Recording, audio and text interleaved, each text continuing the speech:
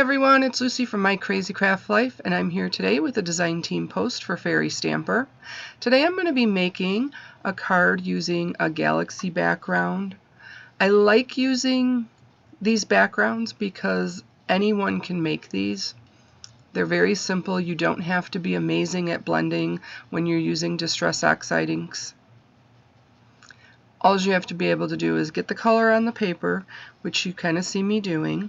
And the colors I used today were Fossilized Amber, Cracked Pistachio, Candied Apple, Wilted Violets, Peacock Feathers, Worn Lipstick, and Black Soot.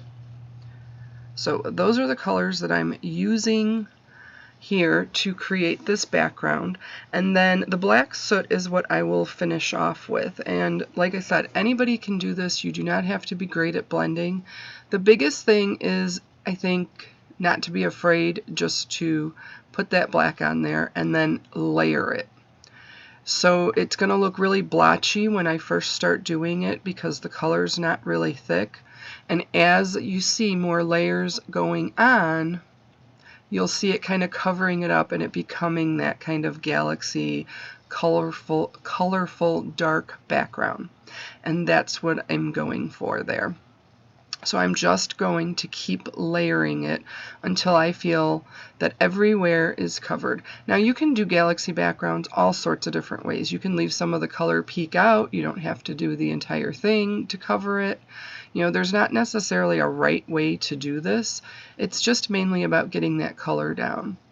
And then I am going to take some just plain water and splash it on there. I didn't like how it wasn't spritzing out properly. And then I'm going to take some white paint and add a little bit of water to that to thin it out and just make some splashes on it.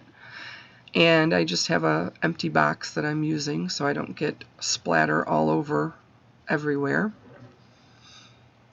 And then because I'm really impatient, I decide that I'm going to use my heat gun to kind of speed up the process and dry that paint. So normally that does take a bit of time, but you can use it just to make sure that you don't get close to it because it will discolor your paint. You want to make sure that you're staying far enough away from it so that it doesn't end up discoloring your paint. Then I'm going to use my embossing tool because I'm going to be using some embossing powder in silver for the stamps. And I can't find my little packet one that I have that's like the little square. I don't know what I did with it, but I'm sure it's around somewhere. But I have that one and it's kind of a pain to use, but it works. You just got to kind of make it work a little bit more. Then I'm going to be using the two stamps today, Believe and Starla. Starla's the fairy there. And I love the sentiment, always believe something wonderful is about to happen. I'm using some embossing ink from Brutus Monroe just to get that ink on there. And like I said, with this you really do want to make sure that you use some type of embossing powder, embossing tool, so that the powder doesn't stick everywhere, because there's a lot of different mediums on here with the water and the paint and the ink. So you do want to make sure that you use the embossing tool so that your embossing powder doesn't stick all over it.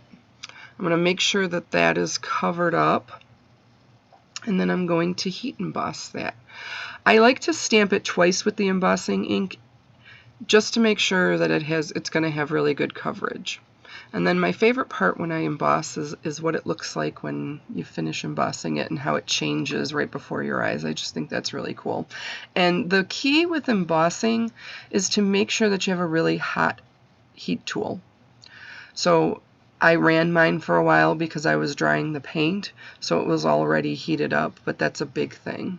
Now I was debating on whether I wanted to cut this card panel down or if I just wanted to keep it the full panel, the same size as the card, which is an A2 size card, so 5.5 by 4.25 inches. And I decided to keep it the full length of the card, or the full size of the card. And I'm just using a gray card base that I had in my stash, and then I'm going to pop that right on the front of that card. And I find it easier when you're doing a whole panel to kind of flip the card over and lay it on top of the double-sided tape, because that way I can line it up a little better. I don't know, it just works for me.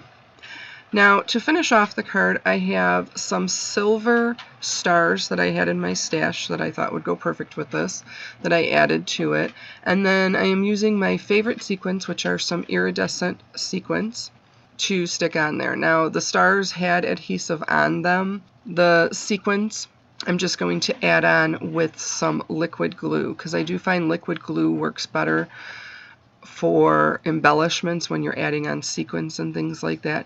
Glue dots work well too, and I'm not opposed to using those, but because these are clear iridescent sequins, I think they end up working better.